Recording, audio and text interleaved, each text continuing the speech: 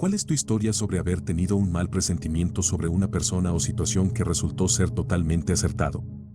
Mi papá fue adicto a las drogas toda mi vida. Siendo la hija mayor, no tenía problema en confrontarlo, preguntándole dónde estaba, por qué trabajaba hasta tarde, etc.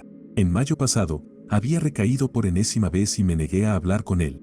Fui a visitar a la familia de mi novio fuera del estado y no había hablado con mi papá en probablemente 2 semanas. Esa noche de sábado, en otro estado, lejos de mi papá y del resto de mi familia, me senté de golpe en la cama, saliendo de un sueño profundo, y lo primero que me vino a la mente fue que mi papá se había ido. Desperté a mi novio y se lo dije, pero él dijo que probablemente solo había sido una pesadilla y que volviera a dormir. A la mañana siguiente, aún me sentía invadida por un temor que no podía explicar. Le dije a mi novio que quería regresar a casa temprano y él estuvo de acuerdo. Para ese momento, ya había intentado llamar a mi papá varias veces sin respuesta, lo cual era típico cuando recaía.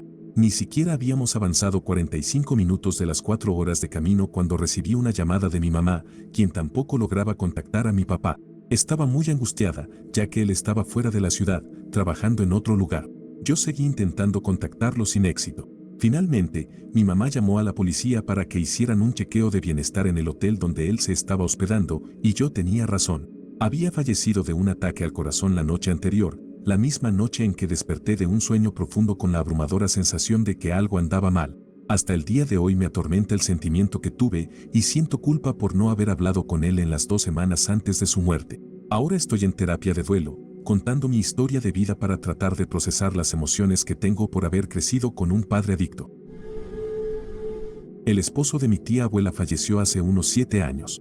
Conoció a un hombre mientras aún estaba de luto y terminó casándose con él. A nadie en mi familia le cayó bien, y todos tuvimos malas vibras de su parte. Avancemos hasta octubre del año pasado.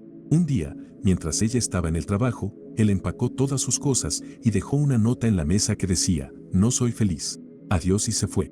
Nos enteramos a través de un conocido que esta es la 4ª mujer viuda a la que le ha hecho esto. Se casa con ellas para vivir cómodamente un tiempo, y luego abandona el barco cuando se aburre o lo que sea. Un verdadero pedazo de basura humana. Durante la universidad, estudié en el extranjero y estaba en Dubrovnik, Croacia.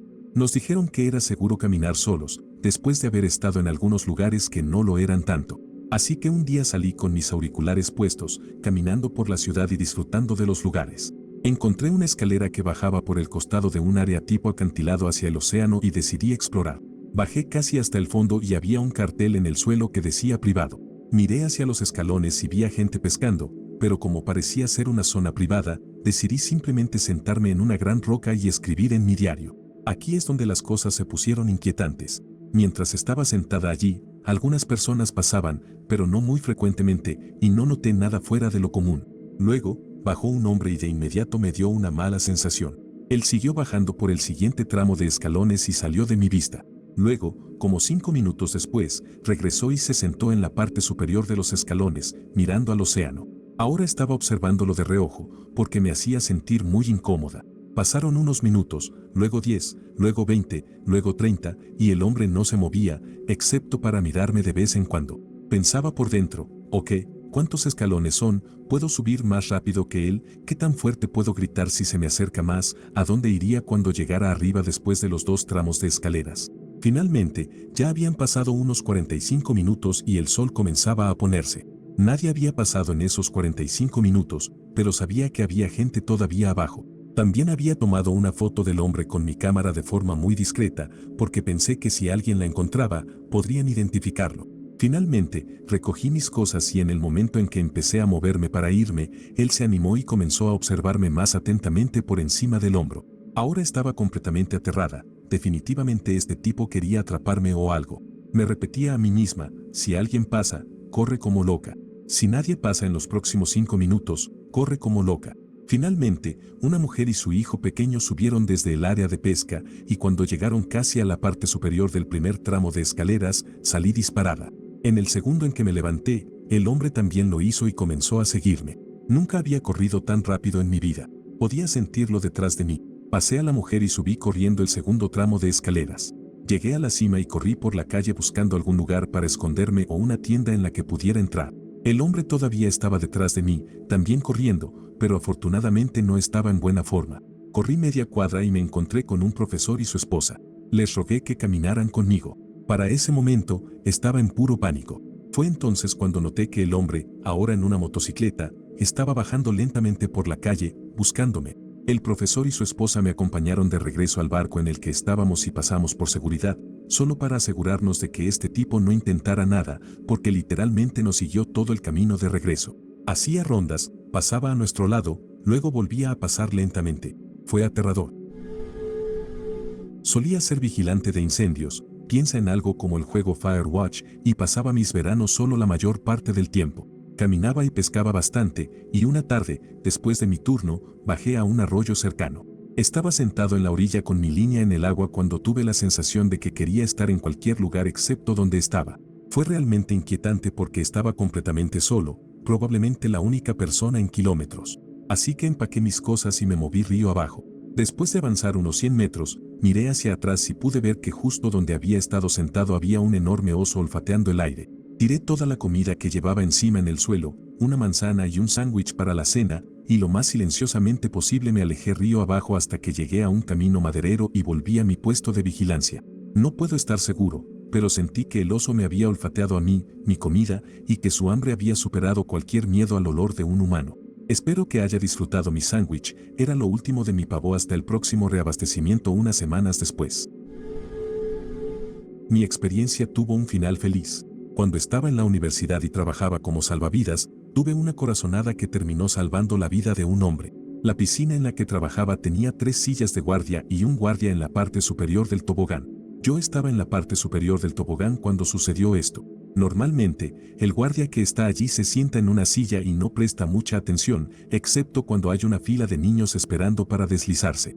Ese día estaba tranquilo, pero a mí me gustaba estar de pie y simplemente observar a la gente. Noté que un hombre entraba y se dirigía a los bancos cercanos al tobogán, y por alguna razón, tan pronto como entró, tuve el presentimiento de que algo no estaba bien con él. Para que te hagas una idea, cuando lo vi por primera vez estaba a unos 45 metros, me enfoqué en él y lo observé mientras caminaba hacia los bancos cerca del tobogán. En el momento en que se sentó, cerré el tobogán, bajé las escaleras, corrí hasta la otra sala de la piscina donde estaban el DEA, desfibrilador externo automático, y mi gerente. Agarré el DEA y le dije a mi gerente que llamara a emergencias inmediatamente. Luego corrí de regreso a la otra sala de la piscina. Tan pronto como abrí la puerta que separaba las 2 salas de la piscina, el hombre se desplomó y cayó del banco. Comenzamos a revisar sus signos vitales, le colocamos las almohadillas en el pecho y estábamos a punto de empezar la RCP. Los paramédicos llegaron después de un par de ciclos de RCP, unos 5 minutos, ya que su estación estaba a solo 2 cuadras, y tomaron el control de la situación. Un par de días después, escuché que el hombre había tenido un ataque al corazón, sobrevivió pero tuvo que someterse a una cirugía de corazón abierto de emergencia. Todavía no sé qué vi que me hizo sentir que algo grave iba a suceder con ese hombre, pero siempre recordaré la sensación de que, aparentemente, todos los pelos de mi cuerpo se me pusieron de punta. No me pasó a mí, sino a mi mamá. Esta es la historia que me contó como una lección de sigue tus instintos.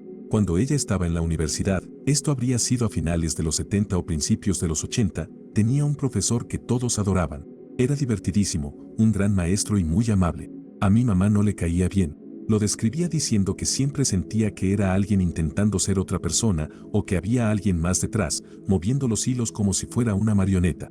Le comentaba esto a sus amigos, pero, como dije, todos lo adoraban. Avanzamos unos 10 años, mi mamá ya había terminado la universidad, tenía una maestría y vivía en Nueva York. Un día está viendo las noticias y, ¿a quién ve? A ese mismo profesor. Resulta que era un violador en serie. Según cuenta, empezó a saltar en su apartamento diciendo, lo sabía, lo sabía. Esto quizá no encaje exactamente con la pregunta, pero pensé en compartirlo de todos modos. Tuve un sueño realmente extraño y vívido una noche en el que estaba en una habitación con un ataúd cerrado en el medio y había un crucifijo sobre él. La decoración de la habitación me pareció extraña, ya que era mitad ladrillo, mitad paneles de madera.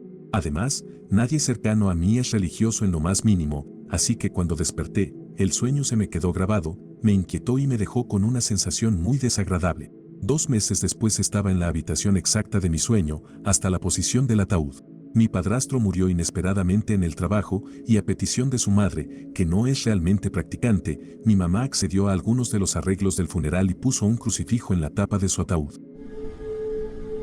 Una noche en la secundaria, en medio de una semana escolar, le rogué a mi mamá que me llevara a casa de mi abuela para pasar la noche.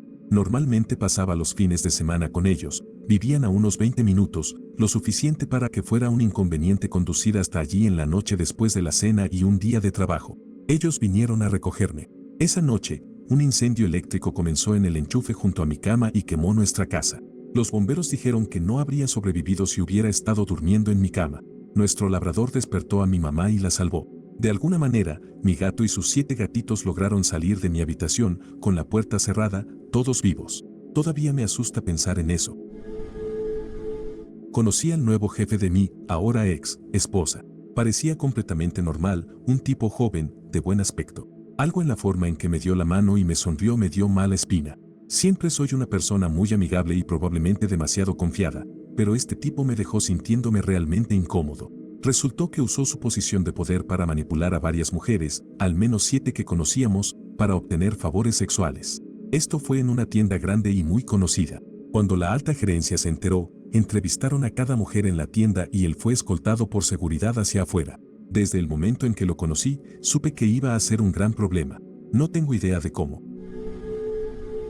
Mi hermano y su prometida eran buenos amigos de nuestro vecino de la calle, pero había algo en este tipo que no me cuadraba, me parecía inquietante cuando yo tenía 21 años. Cada vez que él se iba, les mencionaba que algo en Dev, vamos a llamarlo así, me parecía raro, y ellos me decían que era un buen tipo, que estaba exagerando, pero simplemente no podía sacarme esa sensación de encima.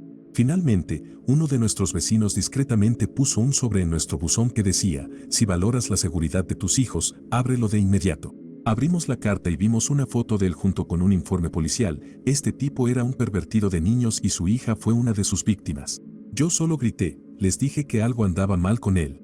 No he vuelto a ver al tipo desde entonces, y digo que mejor así. La próxima vez que mi instinto me dé una sensación así, a partir de ahora investigaré a esa persona. Cuando tenía unos 9 años, mi hermano pequeño y yo estábamos andando en bicicleta por nuestra calle. Él iba unas casas delante de mí, pero no me preocupaba porque lo veía perfectamente. De repente, sentí un horrible presentimiento, como un frío que me heló el estómago. Aún no sé qué fue lo que me alertó, pero le grité que se detuviera. Frenó de golpe y se detuvo tan bruscamente que su bicicleta se inclinó y se raspó la rodilla, pero si hubiera seguido, estaría muerto. Justo frente a él, una gran 4X4 salió volando de una entrada de autos oculta, había una cerca enorme, no se veía desde donde estábamos en la calle. Iba tan rápido que derrapó al girar hacia la calle y, al acelerar, podíamos oler el caucho quemado. Mi pequeño hermano de 6 años no habría tenido ninguna oportunidad. Mis padres se divorciaron cuando yo era adolescente y eso afectó mucho a mi mamá, además de una infancia difícil que había tenido.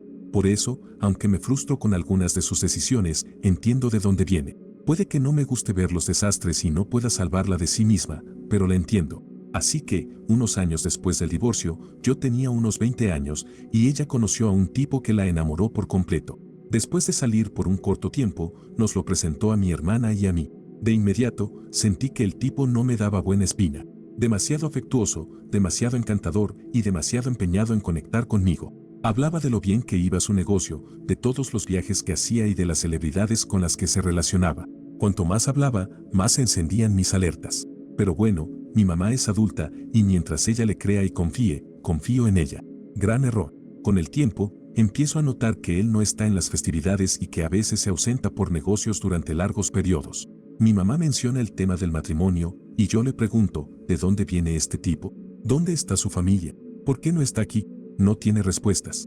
Un día estoy viendo un programa sobre bígamos que tienen varias esposas en distintas ciudades y estafan en impuestos y seguros de vida. Le hago unas preguntas a mi mamá. Bingo, él le había hablado de todas esas cosas. Así que le pido a mi tío, que trabaja en seguros, que pregunte a mi mamá si puede investigar con un detective privado. Boom, múltiples identidades, una familia completa en Washington, D.C., nosotros vivimos en Texas. Confronto a mi mamá con esta información y está destrozada. Yo le digo al tipo que se largue. 2 de sus exes habían muerto en circunstancias accidentales y él tenía pólizas de seguro de vida sobre ellas. No estaba bajo investigación, pero yo sentía que era un depredador. Ojalá pudiera decir que esa fue la última lección aprendida de mi mamá. No fue así. 25 años después, el último tipo con el que vivió usaba un nombre falso y fue arrestado por una orden de arresto por robo con agravantes. Soy gerente en una tienda de licores con bar en la misma ubicación en Florida, un tipo de bar de barrio. Un día durante la hora feliz recibí una llamada en el intercomunicador de la bartender pidiéndome ayuda para echar a dos mujeres que eran pareja y que estaban causando problemas y peleando entre ellas. Las echamos y les prohibimos la entrada por una semana. Desde el principio tuve un mal presentimiento sobre una de ellas. Durante algunas semanas, fue una rutina de lo mismo con estas dos, hasta que una de ellas lanzó un cenicero de vidrio a la bartender, acusándola de intentar robarle a su novia. Ahí fue cuando las echamos y les prohibimos la entrada de por vida. Resulta que unos años después, la mujer del cenicero estaba en todas las noticias nacionales. Era Ellen Wuornos, una asesina en serie. Casi me caigo del susto cuando lo vi. Mis manos han tocado a una persona así y la eché del bar varias veces. Había una chica en mi escuela secundaria que me daba malas vibras, siempre me pareció extraña. Era amable conmigo, así que no tenía razones para desagradarme, pero simplemente tenía una sensación muy rara sobre ella y sobre cómo hablaba, especialmente cuando se molestaba. Su amabilidad parecía muy falsa. La única vez que parecía tener una personalidad real era cuando estaba enojada por algo, novios, profesores de álgebra, el drama típico de la escuela secundaria. Yo era un poco cruel en la secundaria, así que pensé que quizás solo estaba siendo demasiado crítica o prejuiciosa. No la vi mucho después del primer año y en su mayoría me olvidé de ella. Pues bien, resulta que, un año después de graduarse, dio a luz en casa, desvivió al bebé y lo enterró en el patio trasero. La policía solo lo descubrió después de que el hospital local informó que había ingresado con una herida que solo podría haber sido causada por el parto. En la foto policial casi está sonriendo. Es escalofriante pensarlo. Recordar cómo se animaba cuando estaba enojada lo hace aún peor. Cuando era adolescente, era introvertido y me encantaba leer, tanto que literalmente pasaba horas en mi habitación leyendo. Una noche en particular, cuando tenía 16 años, llevaba unas 5 o 6 horas leyendo y disfrutando de mi novela cuando, de repente, sentí una sensación muy mala de que necesitaba ver cómo estaba mi papá o mi familia. Literalmente me sentía enfermo y no tenía idea de por qué, no se escuchaba nada raro abajo. Mi papá había estado sufriendo dolores por un nervio pinzado durante el último mes y necesitaba mucha atención, así que pensé en ir a ver cómo estaba. Bajé y encontré a mi mamá, mi hermana y nuestro perro sentados a los pies de mi papá, mientras él lloraba de dolor. Le rogué a mi mamá que llamara a una ambulancia, pero ambos se negaron. Finalmente, ella aceptó llevarlo al hospital. Resulta que una de sus arterias estaba bloqueada al 100% y si no hubiera entrado en cirugía de emergencia una hora después, probablemente habría muerto. A esa arteria la llaman la causante de viudas. Había estado teniendo mini infartos en las últimas semanas, pero ese fue el más grave. Comparado con muchos de estos relatos, el mío es bastante leve, pero encaja con la pregunta, así que ahí va. Hace unos años trabajaba a medio tiempo repartiendo pizzas para intentar pagar algunas deudas. Era como el tío genial para la mayoría de los chicos que trabajaban allí. Un día, un tipo nuevo empezó a trabajar y todos pensaban que era genial. Lo conocí, le di la mano y sentí algo raro, como una sensación de rechazo. Esa noche le dije al gerente que había algo raro en el chico nuevo y que tuviera cuidado. El gerente era 15 años menor que yo. Me desestimó y dijo que le diera una oportunidad. Pasaron dos cosas que me dieron la razón. La primera fue una noche en la que éramos los únicos dos repartidores. Había trabajado ambos trabajos 3 días seguidos, básicamente de 8 de la mañana a 1 de la mañana, 3 días consecutivos. Estaba tranquilo y el gerente dijo que uno de nosotros podía irse. Dije que me iría. El tipo nuevo, un imbécil, me rogó que me quedara, dijo que se sentía enfermo y que iba a vomitar. Me quedé. 10 minutos antes de cerrar, apareció con 2 amigos y quería que fuéramos a beber con ellos. La segunda cosa fue que, 2 semanas después, descubrí que lo habían despedido. Al parecer, estaba cambiando las propinas en los recibos de las tarjetas de crédito. Cambiaba cosas como un 1 por un 4, etc. Cometió el error de hacerlo con un cliente que pedía lo mismo y dejaba la misma propina todos los miércoles desde hacía 3 años. El tipo siempre revisaba sus transacciones en línea y vio la discrepancia. La empresa pudo revisar los registros y descubrió que, en 2 meses, el tipo había logrado robar más de 300 pesos de esa manera. Una vez, cuando tenía 14 años, estaba esperando recoger a mis primos en la parada de autobús de su escuela, en un barrio periférico de Baltimore. Vi a un grupo de adolescentes, tal vez 8 chicos y 3 chicas, caminando por la calle gritándose y comportándose de manera desordenada, y de inmediato supe que tenía que esconderme. Corrí hacia las puertas de una iglesia cercana, pero estaban cerradas, así que me escondí detrás de un arbusto. Pasaron sin problemas. Al día siguiente, llevé con nosotros al Doberman de mis primos, se llamaba Turbo, éramos mejores amigos, y me senté, sintiéndome segura, en el césped junto a la parada de autobús. Los adolescentes volvieron a pasar y me miraron. Se dieron codazos entre ellos y se acercaron. Le dije a Turbo que se quedara quieto, mientras él les ladraba. Entonces escuché que uno de ellos le decía a otro, ¿quieres jugar un juego con ella? El otro respondió, no, ¿ves ese perro? Y siguieron su camino. No tengo idea de qué le habría pasado a mi yo de 14 años, pero el segundo día subieron directamente por la entrada de la iglesia en lugar de seguir por la calle, así que el arbusto no habría sido un buen escondite esa vez. Me alegra haber tenido al perro. Además, mis primos estaban felices de verlo, es un buen chico. Con mi segundo bebé tuve que tener una cesárea debido a algunos problemas médicos y porque también la tuve con mi primer bebé. Durante los días previos a la fecha programada para la cesárea, mi ansiedad no dejaba de aumentar. Intenté calmarme y decirme que era solo ansiedad normal. Razoné que estaba estresada porque ya tenía un niño pequeño y estaba a punto de tener un nuevo bebé, estaba preocupada por el dinero, y así seguía, dándome todas las razones posibles para justificar mi preocupación. Pero cuando llegó el día, estaba en pleno modo de ataque de pánico. Le dije a mi esposo que sabía que algo malo iba a pasar y tenía una sensación abrumadora de que uno de nosotros, el bebé o yo, no saldría del quirófano. Esa mañana me senté y escribí mensajes para todos mis familiares diciéndoles cuánto los amaba y dándoles indicaciones por si no regresaba a casa. Llamé a mis hermanas y padres y les dije sutilmente mis te quiero y despedidas. No terminé antes de la tarde, cuando debíamos salir, y casi llegamos tarde a la cita. Llegamos al hospital a tiempo y me prepararon para la cirugía. Fuimos al quirófano y las cosas simplemente empezaron a salir mal. Primero, el anestesiólogo no lograba poner la epidural en el lugar correcto. Tomó media hora y más de 15 pinchazos con la aguja antes de que lo lograra. Cuando finalmente estaba anestesiada, me sentí muy mareada y no podía concentrarme en nada. Se suponía que debían buscar a mi esposo antes de comenzar, pero se les olvidó, y yo no estaba completamente consciente en ese momento y no me di cuenta de que ya habían comenzado.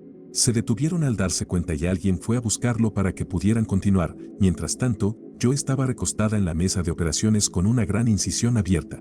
Cuando mi esposo llegó, continuaron, y solo 2 minutos después nació mi hija. Tuvieron problemas para sacarla porque el cordón umbilical estaba enrollado varias veces alrededor de su cuello.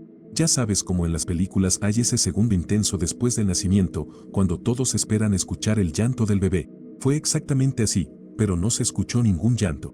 Se la llevaron a la mesa y mi esposo fue con ella. La terapeuta respiratoria hablaba mientras despejaba su vía aérea, pero ella seguía sin llorar.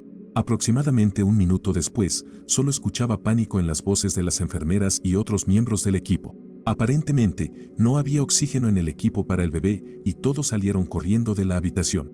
Después de eso, solo quedaban mis 2 médicos y el anestesiólogo en la sala.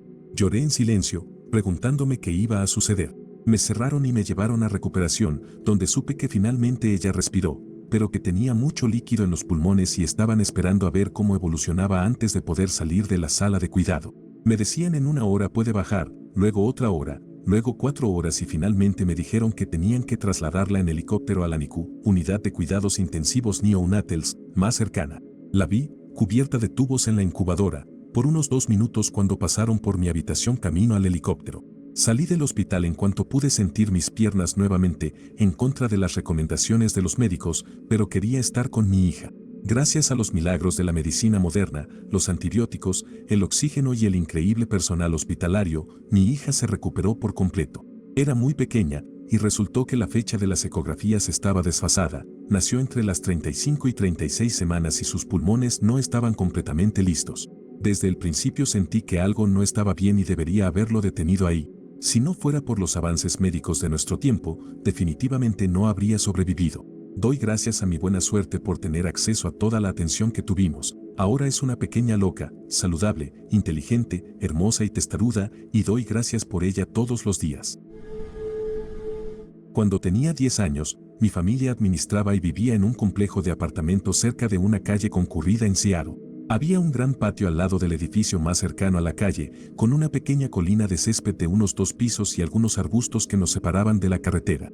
Mis amigos y yo siempre jugábamos de ese lado del edificio porque el campo era más largo que el otro lado y era más fácil correr y jugar a cosas como fútbol, soccer o atrapadas. Una típica mañana de fin de semana, mis amigos tocan mi puerta para jugar. Antes de salir, mi mamá me dice de manera ominosa algo como, Quiero que ustedes jueguen del otro lado del edificio hoy. Como era un niño, protesté, pero su decisión era definitiva.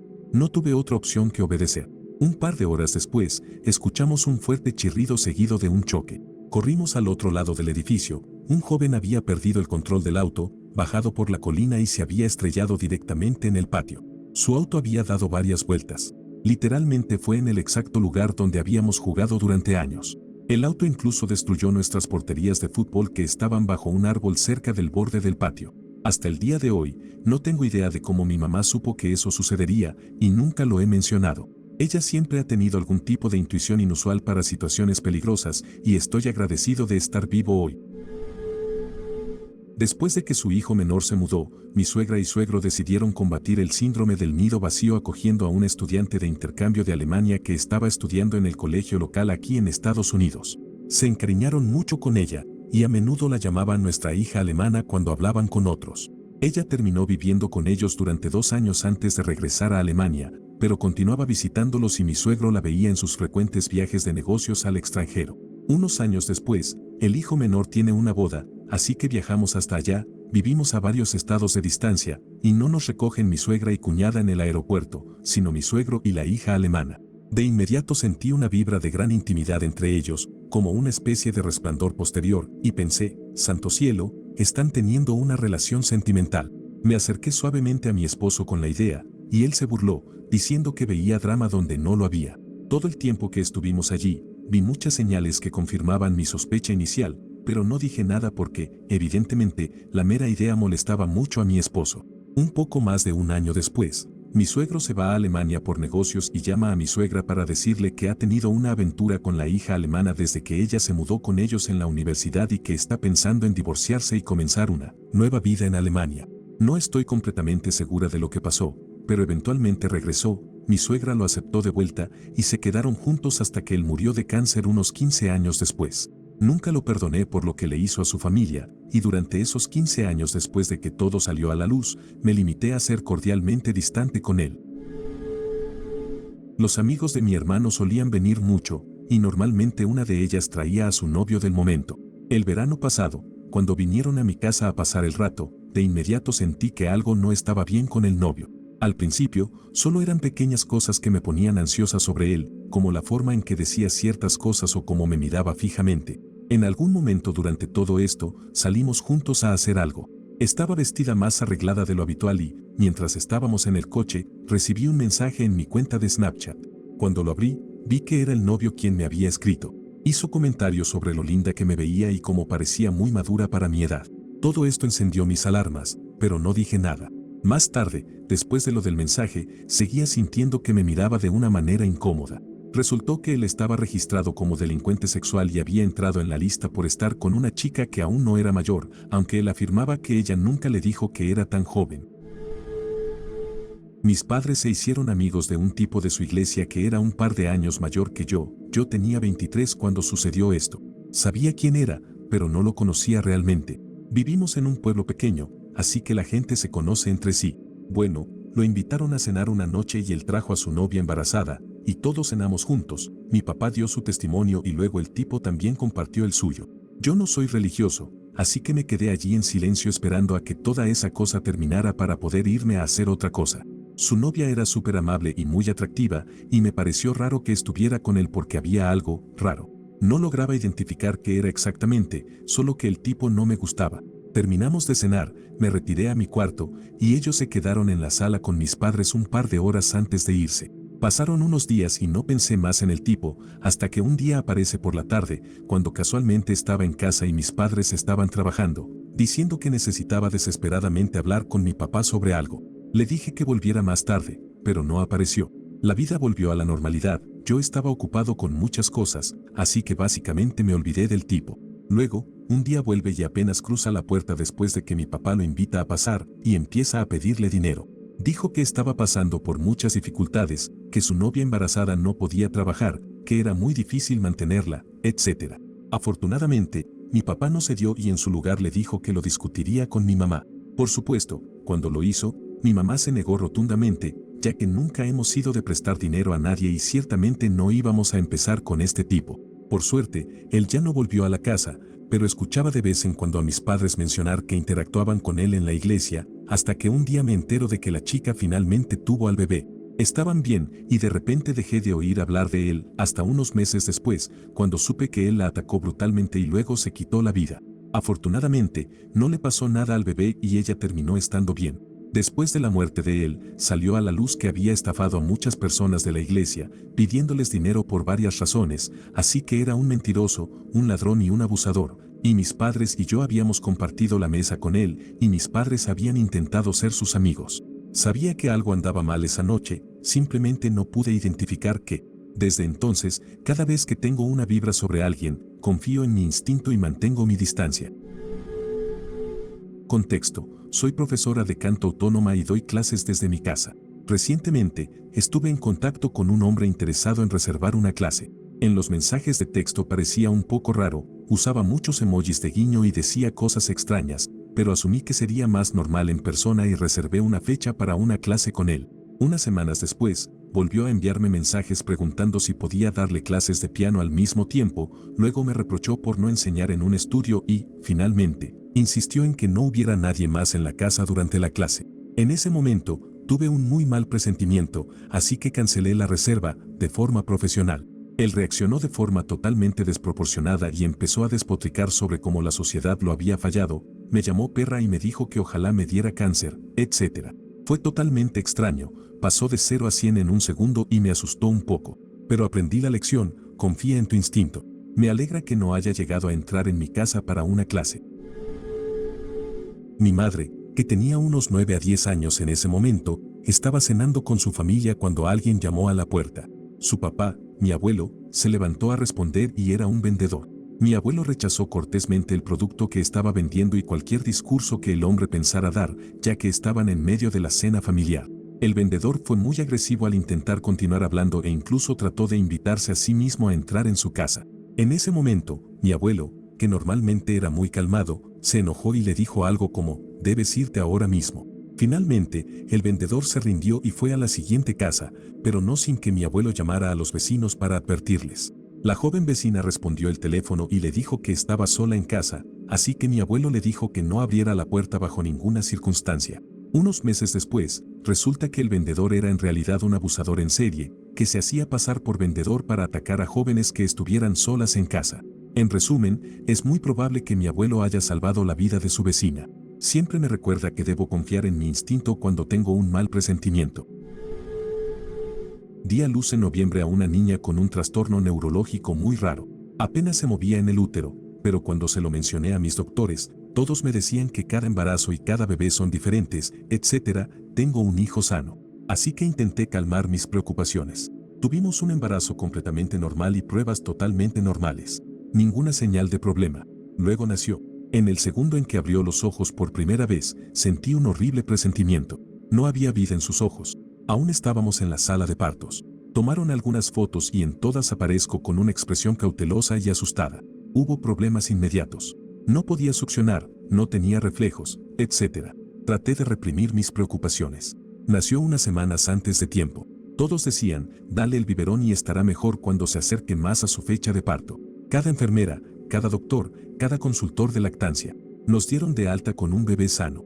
Pero no una semana después, estábamos de vuelta en la unidad neonatal de cuidados intensivos porque seguía letárgica.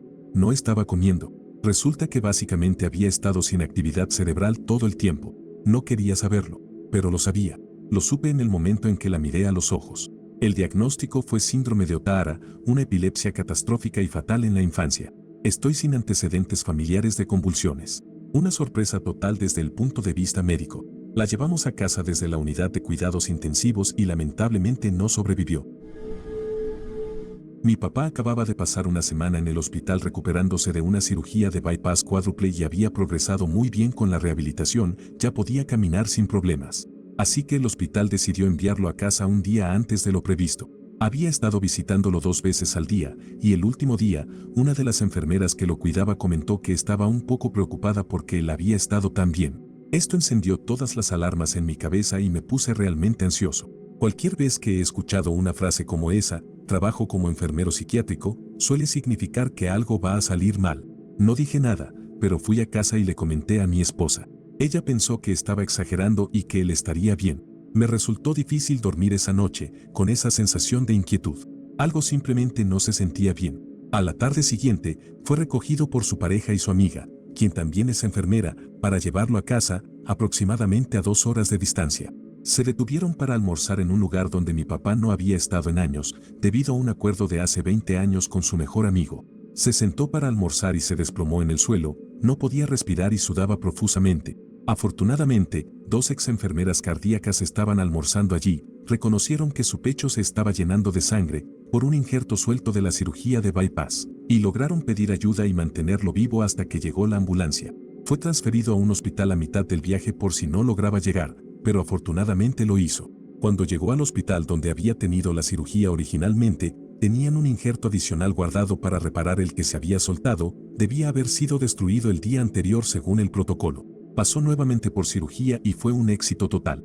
Pasó semanas de dolor mientras se recuperaba, como es normal, lo cual, en este caso, fue tranquilizador.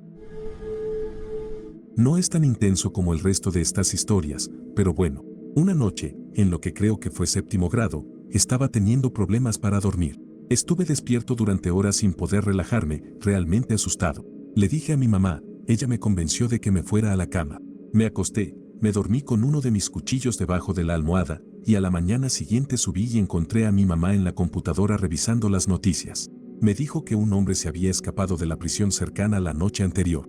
Aparentemente, se estaba escondiendo en el pantano que está a menos de 30 metros de nuestra casa y estaba originalmente en prisión por homicidio y algo más, como tráfico de drogas. Me alegré mucho de haber decidido dormir con un cuchillo, en caso de que hubiera intentado entrar a la casa por mi ventana, la única ventana que estaba sin seguro en la casa. Mi mamá y yo estábamos paseando a nuestro perro en la ruta que solemos tomar alrededor del parque local. De regreso, comenzamos a caminar por un camino estrecho detrás de una fila de casas, apenas lo suficientemente ancho para que pase un coche. Normalmente dejaría a mi perro sin correa en esta parte, pero esta vez tuve un horrible presentimiento de que necesitaba ponerle la correa con una gran sensación de urgencia. Le puse la correa y le pedí a mi mamá que se quedara contra la pared conmigo porque me sentía muy intranquilo. En ese instante, segundos después, un coche que iba a unos 95 kilómetros por hora atravesó el callejón a toda velocidad. Jalé a mi mamá hacia mí y arrastré al perro todo lo que pude. El coche pasó rozándonos. Si no hubiera tenido ese presentimiento, estoy seguro de que nos habría atropellado y que mi perro habría muerto. Ahora evitamos ese callejón. Estaba en una canoa con mis padrinos un verano, tendría unos 9 o 10 años. Miré hacia atrás, alrededor de mi padrino que remaba en la parte trasera del bote, y vi algo flotando en el agua. De repente, tuve la sensación de que era algo importante y les dije que teníamos que regresar para ver qué era. Ambos, en cada extremo de la canoa, miraron hacia atrás, no vieron nada, y me dijeron que lo dejara pasar, que solo era un trozo de madera flotando y que no valía la pena. Después de pasar un buen par de minutos en pánico, insistiendo en que volviéramos, finalmente se dieron y dieron la vuelta al bote. Cuando nos acercamos al objeto flotante, mi madrina dice, nombre de mi padrino, no vas a creer esto, y saca la billetera de mi padrino. Resulta que se le había caído del bolsillo al agua. Encontramos su identificación y algo de dinero flotando junto a la billetera. Ni siquiera recordaba haberla llevado con él y hasta el día de hoy me sigue agradeciendo. Hace aproximadamente un año tuve una pesadilla. Soñé que algo malo le había pasado a mi abuelo. Mi abuelo fue como un padre para mí mientras crecía. Pasaba mucho tiempo en casa de mis abuelos. Nunca tengo pesadillas, así que me desperté. Recuerdo que eran las 3 de la mañana. Le conté a mi novia sobre la pesadilla y me volví a dormir, aunque no descansé bien. Me desperté temprano y vi un mensaje de mi mamá. Mi abuelo estaba en el hospital con el hombro roto. Llamé a mi abuela para preguntar cómo estaba mi abuelo y le conté sobre mi sueño. Por curiosidad, le pregunté si sabía la hora en la que mi abuelo se había caído. Me dijo que se cayó cuando se levantó de la cama para ir al baño, cerca de las 3 de la mañana. Esto, de lejos, es lo más extraño que me ha pasado. Mis abuelos viven a unos 500 km de distancia. No soy una persona religiosa, pero esto fue demasiado raro para ser solo una coincidencia. Aún no sé qué pensar de todo esto. Cuando era una niña, estaba jugando en el patio con un bikini. Recuerdo que sacaba mucho la barriga porque me parecía divertido poder verla en el traje de baño. Un pariente adulto estaba de visita y recuerdo sentir que alguien me estaba mirando. Me di la vuelta y noté que él me estaba observando. Sentí miedo, metí la barriga y empecé a buscar a mi mamá. Él dijo, oh, tienes una pancita tan linda, y solo recuerdo sentir un pánico absoluto de una forma que nunca había sentido antes. Nunca se lo conté a mi mamá, pero mientras crecía, ese familiar solía invitar a algunos de los niños a su casa para pasar la noche con su hijo adoptivo, pero mi madre nunca me permitía ir. Siempre le decía que tenía alguna actividad temprano por la mañana o que había estado despierta hasta tarde la noche anterior y necesitaba dormir. Tampoco olvidé esa sensación de pánico y nunca permití estar a solas con él. Si él entraba en una habitación en la que yo estaba, inventaba una excusa para salir y me pegaba a mi madre. Como probablemente puedas adivinar, ese hombre fue acusado de cargos federales por posesión de material inapropiado de niños. Mi mamá y yo hablamos sobre esto más adelante, y ella me dijo que nunca tuvo razones concretas para no confiar en él, pero que simplemente se sintió obligada a escuchar su intuición en este caso. Sinceramente, esa fue una de las lecciones más importantes que me enseñó. A veces, tu instinto capta cosas que tu mente consciente no percibe, pero esas señales están ahí por una razón. También una vez mi mamá me llamó al celular segundos después de que choqué mi auto, a kilómetros de distancia de ella, porque tuvo una fuerte alucinación auditiva en la que escuchó que yo gritaba, mamá, ella es una bruja. Cuando tenía 16 años, estaba saliendo con un chico y éramos muy cercanos a su hermano y su novia. El hermano vivía con su mamá y su padrastro, mientras nosotros teníamos nuestro propio lugar. Un día noté que se veía muy delgado e hice una broma sobre que debería comer más. Él solo se rió, nadie pensó nada de eso. Luego, mi novio recibe una llamada de su mamá diciendo que había reservado unas vacaciones de una semana para ella y el padrastro, que serían en unas semanas. Él me lo cuenta y, por alguna razón desconocida, grité, no pueden dejar a su hermano, solo porque va a quitarse la vida. No sé por qué lo dije, simplemente sentí un nudo en el estómago y sentí que tenía que decirlo. Obviamente, mi novio se rió y me dijo que estaba siendo ridícula, pero yo sentía que no era una tontería. Mi instinto me decía que tenía que ayudarlo. Después de unos días de mencionárselo a mi novio, él le preguntó a su hermano si estaba bien y el hermano dijo que sí. Empecé a pensar que tal vez estaba loca por sentirme así. Entonces le dije a mi novio que íbamos a irnos a quedar en casa de sus padres con su hermano durante esa semana. Así que lo hicimos. La primera noche, el hermano estaba muy callado, sentado en el sillón escribiendo en un cuaderno grande. Cuando le preguntamos sobre lo que escribía, solo hizo una broma. Algo dentro de mí no se sentía bien. La noche siguiente, mi novio me pidió que me quedara en casa para que él pudiera pasar un rato solo con su hermano. No me sentí bien con eso, pero acepté. Al día siguiente, me levanté y fui al trabajo, pero toda la mañana me sentí mal, sentía que algo no estaba bien. Simplemente no podía quitármelo de encima. Cuando hablé con mi novio después del trabajo, me dijo, no lo encuentro por ninguna parte. Su teléfono está en la mesa, pero él no está. Empecé a entrar en pánico, pero él insistió en que me fuera a casa, que estaba seguro de que su hermano estaba bien y simplemente había olvidado su teléfono. Sabía que no estaba bien, pero me fui a casa. Al día siguiente en el trabajo estaba muy estresada. No podía concentrarme. No había oído nada de mi novio. En el almuerzo, él aparece y, mientras caminábamos, me dice, hoy no necesitas volver al trabajo. Mi padrastro ya habló con tu jefe. Estoy pensando qué está diciendo. Caminamos hasta la casa de sus padres, que estaba a unos 5 minutos de donde trabajaba, y veo el auto de sus padres ahí. Qué raro, pensé. Nos sentamos afuera, y él me dice que tiene que decirme algo. Supe de inmediato lo que estaba a punto de contarme. Su hermano había logrado quitarse la vida. La nota que estaba escribiendo la primera noche que me quedé era una carta de despedida. Estaba con una amiga en su auto, y ella iba a toda velocidad por las colinas detrás de las montañas donde vive. Estaba bien con que hiciera eso, pero cuando nos acercamos a bajar una colina empinada que terminaba en una curva cerrada y subía otra colina empinada, tuve una sensación abrumadora de que había alguien en el camino, más allá de la curva. Le dije, frena, frena, hay alguien en la carretera después de la curva, y justo cuando frenó en la curva, había un enorme canguro parado a unos 30 centímetros dentro de nuestro carril en la carretera. Lo habríamos golpeado y matado con seguridad y habría hecho un desastre en su pequeño auto. Mi amiga solo me miró y dijo, ¿cómo demonios sabías eso? Le dije que solo fue un presentimiento. Estaba a punto de irme a trabajar al extranjero por 2 meses. Tenía una fuerte sensación de que no debía irme y de que esa era el fin de mi vida tal como la conocía, aunque no había nada que sugiriera eso. Todos me dijeron que eran solo los nervios normales por estar fuera tanto tiempo, pero no podía sacudirme esa sensación. Los primeros días estuve desanimado y no disfruté las primeras semanas allí por eso. Pasaron los 2 meses, todo estaba bien tanto donde estaba como en casa. Literalmente estaba sentado en la puerta de embarque esperando mi vuelo de regreso cuando recibo un mensaje de mi hermana diciendo que nuestra mamá tenía leucemia y que no se esperaba que sobreviviera.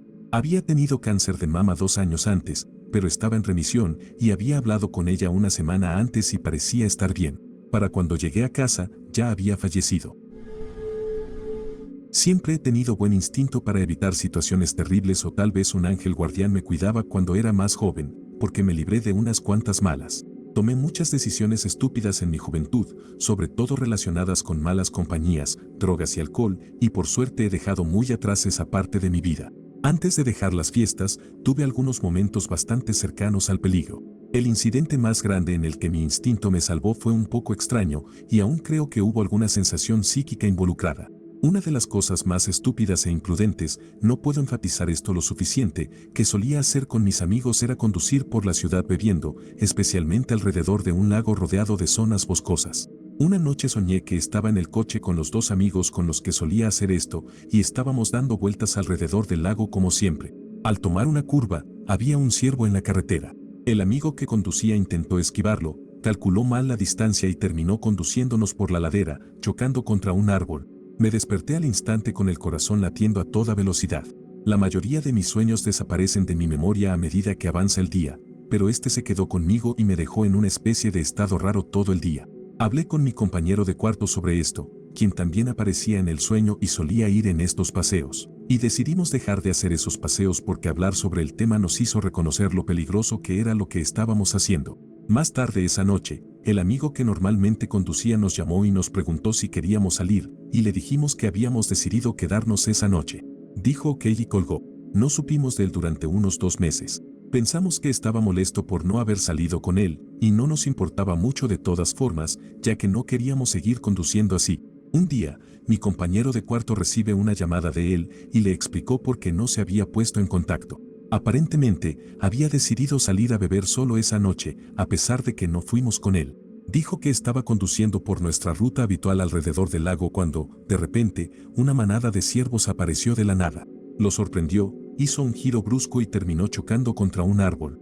El accidente lo dejó con heridas leves, su auto quedó destrozado y perdió su licencia, o se la suspendieron temporalmente, no lo recuerdo bien, debido a que estaba conduciendo ebrio. Después de explicar esto, mi compañero de cuarto, conmocionado, me contó lo que dijo.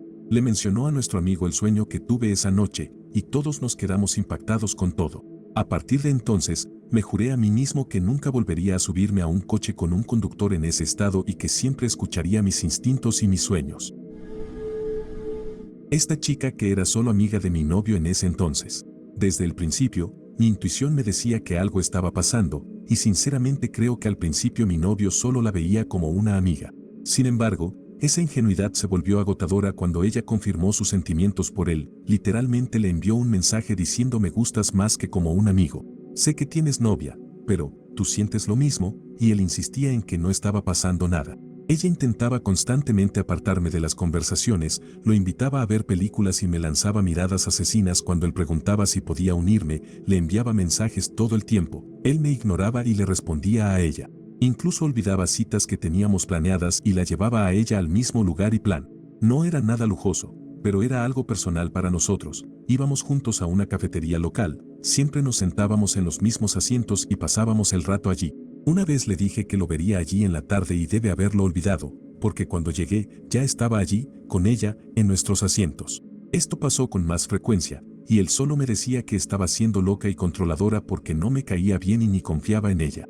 Era frustrante, porque realmente comencé a sentir que estaba siendo tonta y paranoica. Avancemos unas semanas, y él me deja, pero como estamos en el mismo grupo de amigos, intentamos mantener una relación civil y preservar nuestra amistad. Esto va bien durante las primeras 2 semanas después de la ruptura, y como quiere ser buena persona, me dice que ahora está con la chica. Me informa que han estado juntos poco más de una semana. Esperó menos de una semana para estar con ella después de dejarme, y aún así insistía en que no pasaba nada mientras estábamos juntos, diciendo que no desarrolló ningún sentimiento por ella hasta después de la ruptura. Claro, cómo no. Eran las 9 de la mañana y estaba en la sección de juguetes en el piso inferior de un Kmart con mis 2 hijos, mi hija de 3 años y mi bebé, que estaba en su asiento de auto en el carrito de compras. Estábamos viendo los artículos de princesas cuando un extraño parado al final del pasillo llamó mi atención. Estaba observándonos, y en cuanto nuestras miradas se cruzaron, una ola de pánico insoportable se apoderó de mí y, de alguna manera, supe que ese hombre era malvado. Juro que levantó el labio en una mueca y me hizo una pequeña sonrisa, luego miró a mi hija y comenzó a caminar directamente hacia nosotros. Mi instinto de luchar o huir se activó, recogí a mi hija, la metí en el carrito y corrí. Estaba en modo de pánico total y no recordaba dónde estaba el elevador cuando vi a otra mamá y corrí hacia ella rápidamente. Le conté sobre el hombre y ambas decidimos irnos juntas y buscar a la gerencia. Caminamos hacia el elevador y subimos, y tan pronto como se abrieron las puertas vimos al gerente de la tienda. Estaba dando una charla con un grupo. Les contamos lo que había pasado y dijeron que irían a buscar al tipo. No me quedé, agarré a mis hijos, dejé el carrito y salí de la tienda. Justo cuando me dirigía hacia mi auto, vi a un policía y le conté sobre el hombre. El policía dijo que vería qué podía hacer, y justo cuando el policía entraba a la tienda, el hombre salió. El policía ni siquiera lo vio. Me quedé mirando cómo el hombre pasaba de caminar rápido a correr a toda velocidad y cruzó todo el estacionamiento hasta que lo perdí de vista. No sé cómo o por qué sucedió, pero lo hizo. Creo firmemente que ese hombre era pura maldad y que definitivamente quería hacer daño a mis hijos. Siempre sigue tu instinto. Siempre. Hace muchos años, tuve que entrenar a una mujer para que fuera gerente de tienda.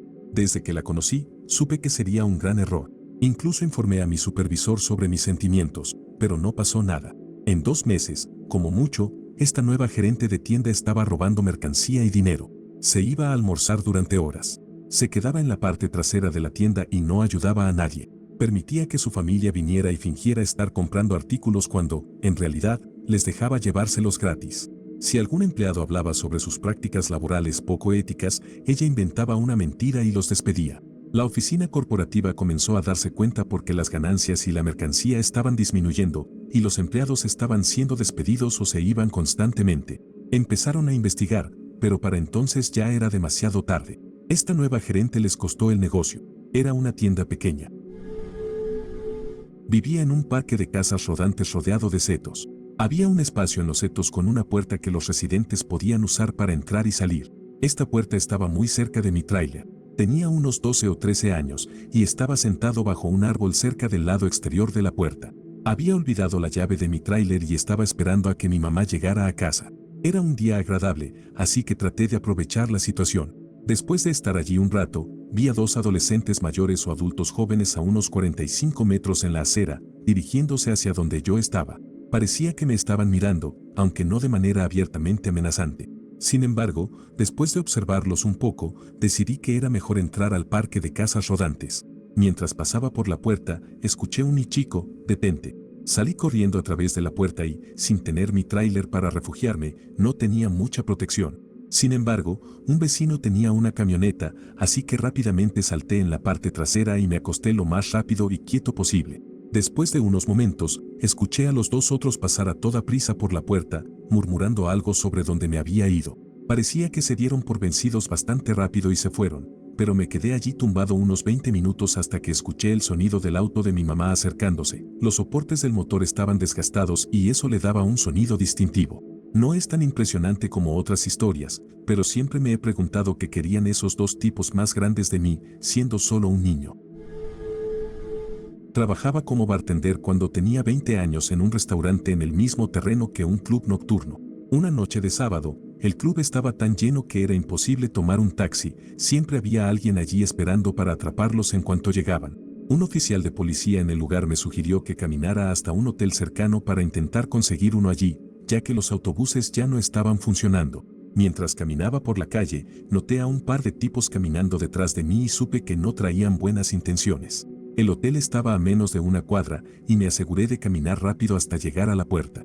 El recepcionista del hotel fue testigo de cómo una chica joven entró y se dirigió directamente al mostrador, seguida por 2 tipos con pinta sospechosa que se dieron la vuelta en cuanto lo vieron. El recepcionista hizo de su misión conseguirme un taxi en ese mismo instante. Una vez estuve en una fiesta en un complejo de apartamentos conocido por sus inquilinos dudosos. Solo conocía a unas pocas personas allí, así que me quedé con uno de mis amigos. A mitad de la fiesta, llegó una chica, a la que llamaré Sally, que había conocido unos meses atrás en un trabajo, con 2 tipos que parecían realmente sospechosos, vendiendo drogas, dándole muchísimo whisky a esta chica que era demasiado joven y nadie sabía realmente quién los había invitado. Para las 11 de la noche, Sally estaba totalmente fuera de control. Mi amigo y yo salimos a comprar cerveza y volvimos una hora después. Sally estaba en el suelo en la parte trasera de la habitación en mal estado. Sus amigos se negaban a dejarme llevarla al baño porque ella quería vomitar. Se desató el caos y me fui. Mientras caminaba de regreso al apartamento de mi amigo, llamé al 911 porque sabía que algo andaba muy mal con ella. Los paramédicos llegaron y la llevaron al hospital. 2 días después, me envió un mensaje en Facebook para decirme que los doctores encontraron múltiples drogas en su sistema que ella no eligió tomar. Ella sospecha de sus amigos, pero no está segura. Estoy seguro de que fueron ellos. 6 meses después, salió un artículo de noticias. Uno de los tipos sospechosos fue arrestado por dirigir una red de tráfico desde un hotel cercano. Básicamente, en el momento en que vi a esos tipos aparecer con Sally, supe que algo andaba mal. Y tenía razón. Esos tipos eran personas despreciables.